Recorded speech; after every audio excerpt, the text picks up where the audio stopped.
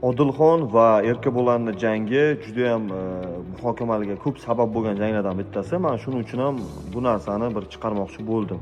Ya'ni ularning 3-jangi bo'lishi mumkin va bilasizlarmi? Aytishlaringiz mumkin, bular professional jangchilar emas, bunga bir e'tibor qaratish ham kerak emas deyishingiz mumkin. Avvalambor ovozim bunaqa chiqayotgani uchun uzr so'rayman, lekin bu informatsion qanaqadir bir video bo'lganligi uchun bu narsani muhokama qilamiz do'stlar. Masalan, qarang. Birinchi jangida Odilxon nima desamkin, Erkabo'lan Odilxonni unchalik ham pisand qilmaganligi sababli menimcha ko'p xatolarga yo'l qo'ydi va charchab qoldi. Va ikkinchi jangda men o'ylaymanki, Odilxon hech qanaqa ortiqcha birinchidan vazn, ya'ni Erkabo'lanni ko'proq vazn tashlashga majbur qilish kerak. Chunki Erkabo'lan ko'p o'ziga qulay holatda urishadi, ya'ni kamroq vezganat qiladi va o'ziga qulay qilib urishga harakat qiladi. Hamma narsani o'ziga qulaylashtiradi. Lekin bu narsaga yo'l qo'ymaslik kerak. Albatta endi mardlik bilan, lekin hamma narsani joyiga qo'yish kerak deb o'ylayman. Va bitta narsani hisobga olishimiz kerak.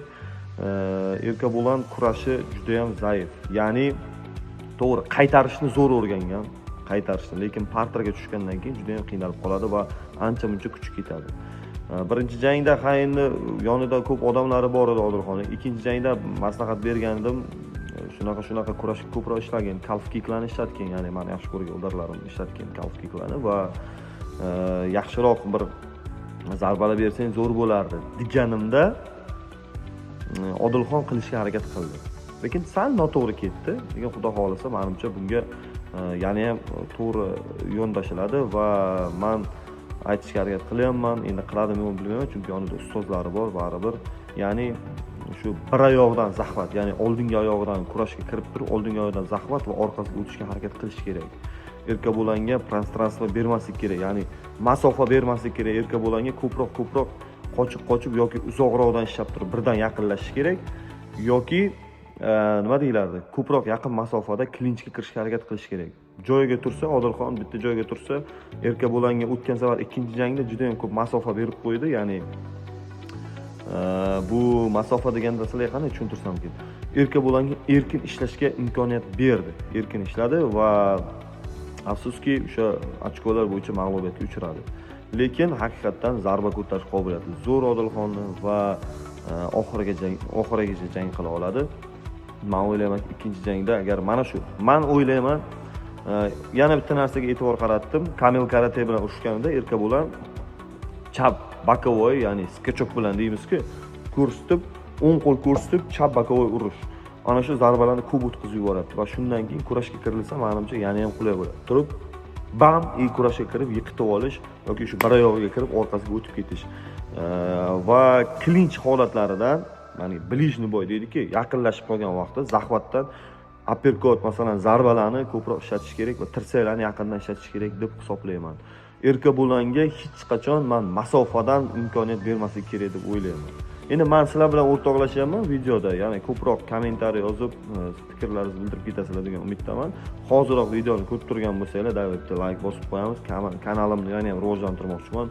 Sizlarning sharofatlaring bilan 100k qilmoqchiman. Hozir videoni bilmayman nechta odam ko'radi. Nechta odam ko'rsanglar ham, bilasizlar, YouTube'da shunday registratsiyadan o'tib, podpiska bo'lib qo'ysanglar, men juda ham xursand bo'laman. Meni orzuim YouTube knopkasini olib qo'yish, o'zim uchun niyat.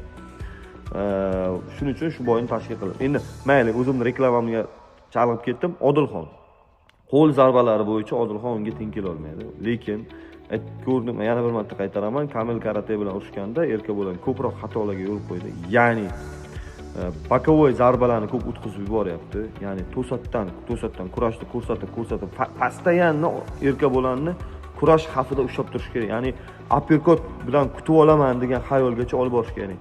Ko'rsatib uppercut kutib olishga kallasi yetganida bam qo'l bilan boshiga zarba berib olish kerak va zarbani o'zi boshini himoya qilishni boshlab kurashni esdan chiqarganda bo'ldi, aldagan deganda kurashga kirib ketish kerak deb o'ylayman.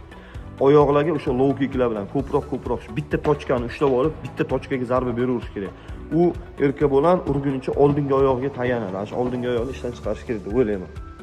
Endi bu bilmayman, endi bu videomni Odilxon ko'radi yo yo'q bilmayman. Endi maslahat so'rasa maslahat beramiz. Men bitta zo'r odat chiqardim.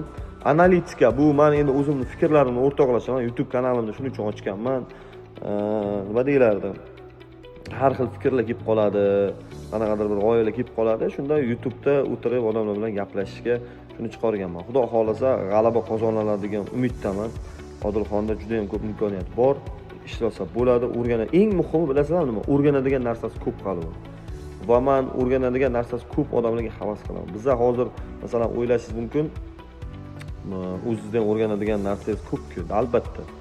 Masalan, qaysidir kurashchi kelib kurashni o'rgatayotgan bo'lsa, bu usulni qanday oldin ham ko'rganman deb miyaga keladi, xayol, lekin u yangicha turini o'rgatadi. Shuning uchun hammaning o'rganadigan narsasi ko'p. Va Odilxonda u yana ham ko'p va bu juda ham yaxshi. U yosh, u o'rgana oladi, intila oladi. Faqat men xohlardimki uni ko'p boshqa narsalarga, uni yoshida biz boshqa narsalarga chalg'imasdan faqatgina mashq qilardik, trenirovka qilardik. O'zi mana 30 dan o'tgandan keyin boshqa narsaga chalg'ishda boshlandi. Men shuni xohlagan bo'lardim, boshqa narsaga chalg'imasdan faqatgina shu sport karyerasini zo'r qilib olishni tilagan bo'lardim. Chunki uni xalq Odilxonni shu boyga chiqqandan keyin ko'proq tanishni boshladi. Davay bu do'stlar, bitta like, kommentariy shu videoga qo'llab qo'yamiz va ko'proq odam ko'rishi uchun Instagramlarga, boshqa joylarga qo'yib yuborsanglar ham men xursand bo'laman sizlardan. Davaychi qo'llab-quvvatlaymiz va yana qanaqa janglarning analitikasini o'tkazishni xohlardik. Sizlardan kutib qolaman. Sog' bo'ling.